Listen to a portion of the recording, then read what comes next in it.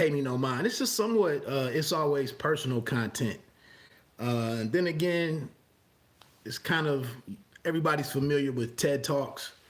This is kind of my Reg talk on a couple of things that I noticed. So according to the title, Jemele Hill, and I'm going back to Judas and the Black Messiah, and some of the criticism that I had an issue with. And this also speaks to some audio that I have from Eriq LaSalle in an interview with Sway in the Morning, talking about the criticism of Coming to America. And I know I said yesterday, in yesterday's update, I said that the movie was terrible. And parts of the movie were terrible. And I spoke to my reasons for the, for the weaker aspects of the latest Coming to America. But, so let me back up. That's what I was going to talk about. So what I wanted to come back and talk about Jemele Hill, I'm just being consistent, man. I did a couple of videos about Jemele Hill, and I talked about Jemele Hill's show with Eriq Champion. And, I mentioned that I'm not that big a fan of Eriq Champion's game, her work. I kind of don't get her. But Jemele Hill, I do think she is, I think she's fearless. I ain't gonna lie. I don't always agree with a lot of stuff that she does and her humor, and, and she kind of turned me off on her rewatching of The Wire in some points. But she does her thing. So I checked back into what she has going on, especially after seeing the episode of her Unbothered podcast with her former co-host on SportsCenter, Michael Smith. And I also went back and just looked at her catalog recently, man, and she's balling. If you look at the playlist for Unbothered, I mean, everybody's on there. And this just goes back to the whole thing of, I've been doing some reading lately and watching some different documentaries, and Separate but Equal, was a big thing in the Jim Crow era. And it's like in 2021, I mean, we might just be moving forward as separate.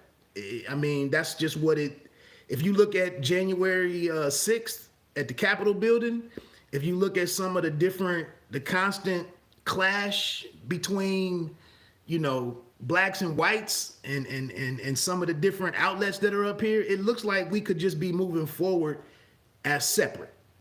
And you do your thing. And whoever rocks with you, they rock with you. Who doesn't, they don't. But Jemele Hill's had Damson Idris on there from Snowfall. She's had just a litany of important guests on her show.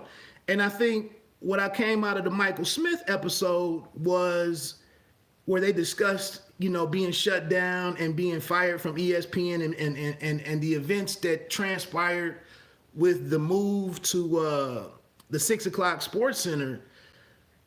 I kept going back to, in my previous discussions and talks on this, where, they probably, and they both talked about it, they probably should have just stayed on ESPN2 and just continued to ball out. But they took the money to go to Sports Center 6 o'clock and to do something like legacy defining. It was like Tyrone Willingham taking the Notre Dame job instead of just staying at Stanford. And with him being the first black head coach of Notre Dame, one of the best brands in college football, it didn't work out. And it's just, they could have stayed on SportsCenter 2, doing their thing and being happy, being entertaining, doing what they wanted to do creatively, and continuing to push their objective. But so what I wanted to get to was, I say all that to say, now she's over on Unbothered, and she's just doing her thing. She's talking to all of the guests that she wants to talk to about what she wants to talk about.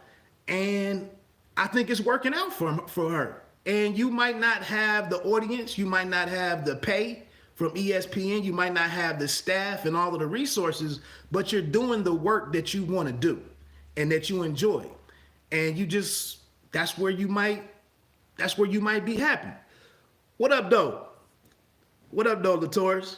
So anyway, it might just, that's it moving forward. We might just be doing separate and just be dope.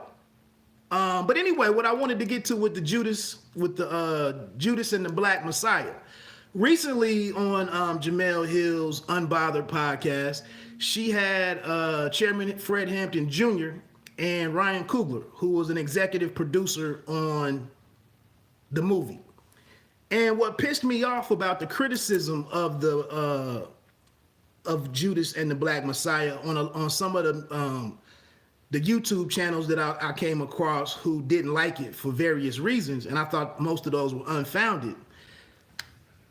I would just recommend you go check this interview out, this podcast, because what pissed me off, not even knowing all the details, I got incensed that everyday black people, everyday individuals ran out here complaining about stuff like Ryan Coogler, like Fred Hampton Jr., like Mother Akua, King, like they didn't have any gumption, like they didn't have any principles, like they didn't have any G in them, like they just went in here and tried to do something, and the studio came in and told them, nah, you can't do that, you can't do that, you can't do that. And the end result of the movie that they made didn't suggest that to me personally. But anyway, throughout this episode of Unbothered, you know, obviously if Fred Hampton Jr. is on the episode with Ryan Coogler and they have a great rapport between them, that means that Chairman Fred Hampton Jr. approved of the movie. He said on there that there were a couple of things that he didn't get into the movie, but he said that's because it's tied to ongoing cases. It's ongoing lawsuits and different litigation that they didn't fight to include that. But pretty much there's solidarity between the Hampton family and Coogler, and they even addressed the people that had an issue with Daniel Kaluuya, a Ugandan who grew up in Britain, or in Great Britain, London. They even had a discussion about that and why Fred Hampton Jr. was okay with that. So here it is. If Fred Hampton Jr. Is on board with it, what the hell are you, an everyday dude? What are you out here yapping about non-Black American, whatever. But they did talk about, you know, the Black Panther Party was an international organization, and that they were aware of discrimination, racism, prejudice, you know, oppression of brown-skinned people across the country. And Fred Hampton Jr. vetted Daniel Kaluuya. I mentioned this in my podcast, that it was like an 8-hour meeting that the family had with everybody involved in the movie. So like I said, man, I just had a real issue with some of the cats who went out here hating on the movie on some simple shit and some uninformed shit, because you have this personal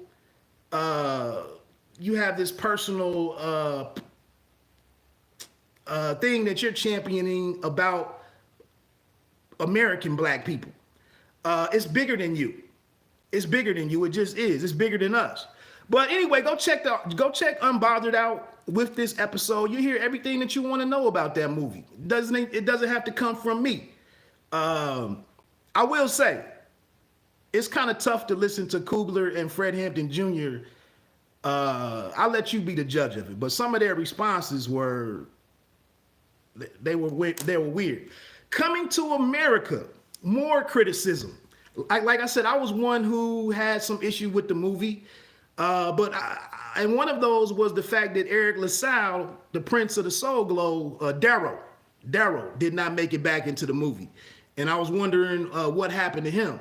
But Eriq LaSalle came on. He was on the Sway in the Morning show and said some stuff that was a great word to me. Because I hate social media. I hate YouTube. Pretty much.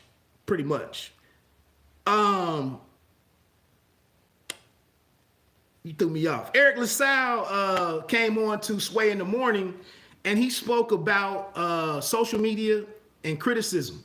And it's everything. This is why I like to do my podcast versus being on YouTube. And I don't like to do shit on social media altogether. I let Eriq LaSalle talk about it first. And I think that's the bottom line is, we've all been compromised in many ways as much as it's helped society. Social media has also, I think, hurt us because it's empowered. Everyone has a voice, and that's a cool thing.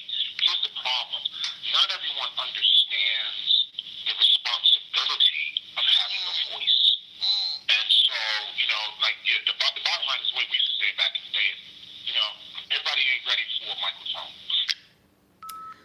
So that's kind of my thing. In my opinion, social media, I'll try to turn it up. Social media, in my opinion, like Eriq LaSalle just said, it's dope.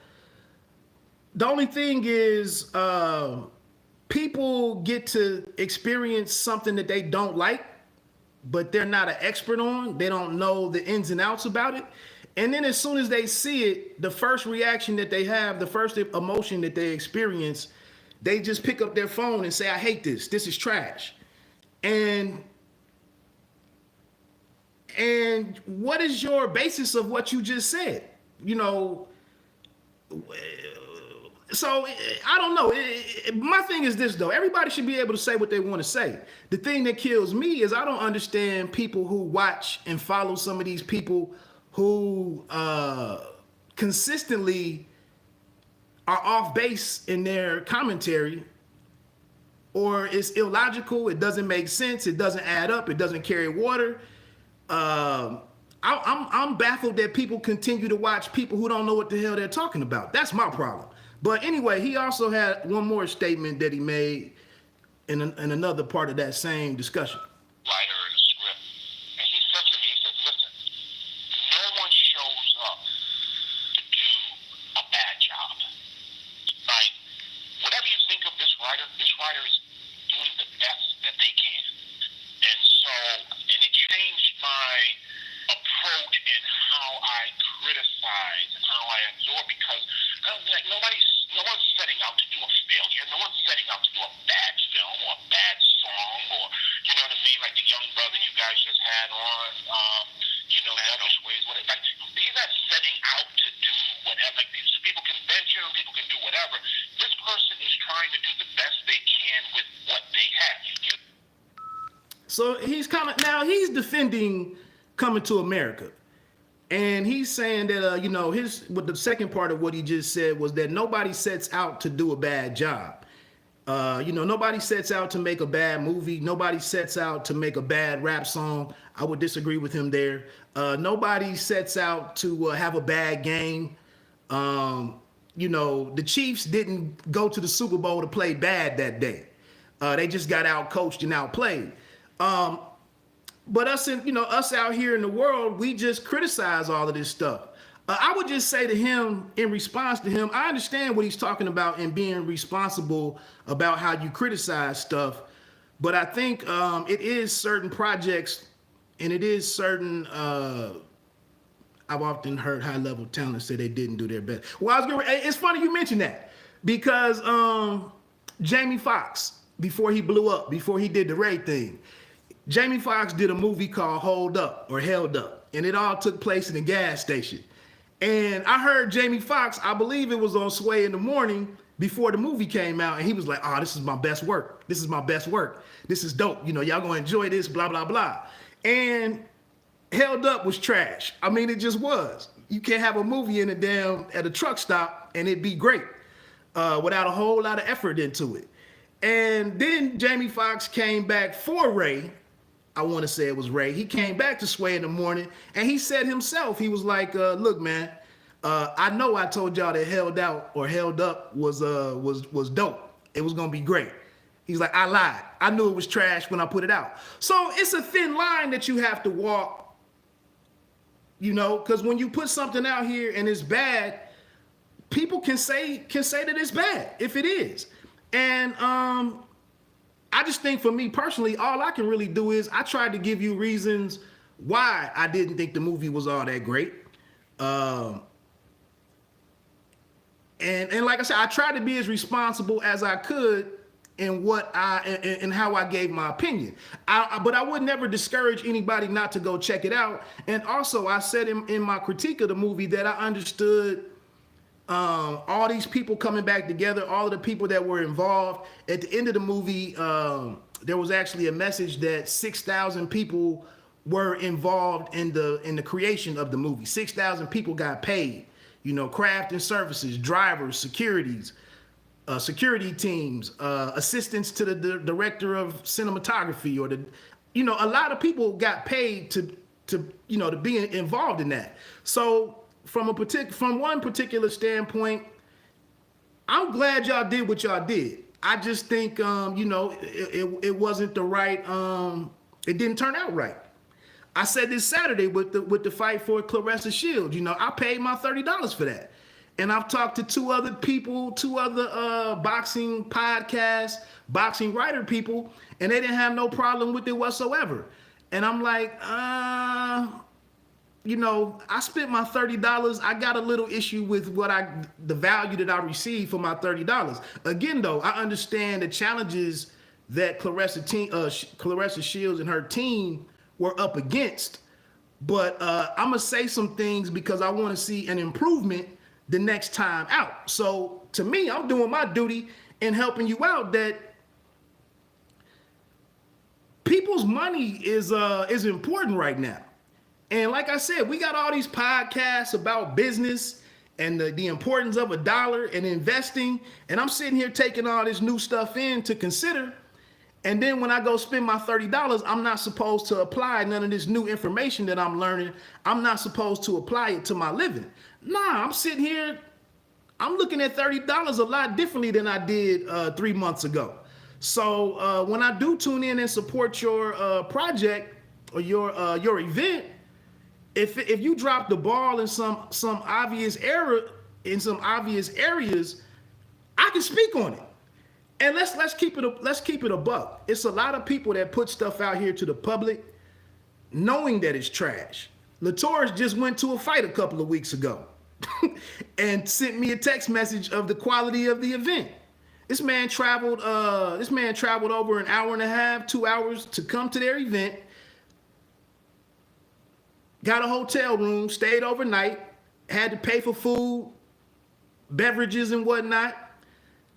All his time involved in it. He went to this person's event and it wasn't up to snuff. And so he's not supposed to, the customer is now no longer right in 2021. So it's a fine line in people, not being able to speak their mind. But like I said, I got to do things according to my standards. Other people have their standards. And then the people that's out here in the middle, you rock with who you want to rock with. Anyway, that was the end of my talk, my Reg talk. Like I said, man, check Jemele Hill out with Fred Hampton Jr. And then Ryan Coogler. Like I said, there's a lot of good information on there about the vetting process that took place. Chairman Hampton Jr.'s involvement day to day on the filming, why certain things might have, why they might have fell short in certain areas of the movie. But like I said, for me, a couple different individuals, one of them being Latours, if it passed his test, it had to be halfway dope. But a lot of other individuals that I heard, whose opinions I respect and value, said it was an excellent movie, and I concur. I thought the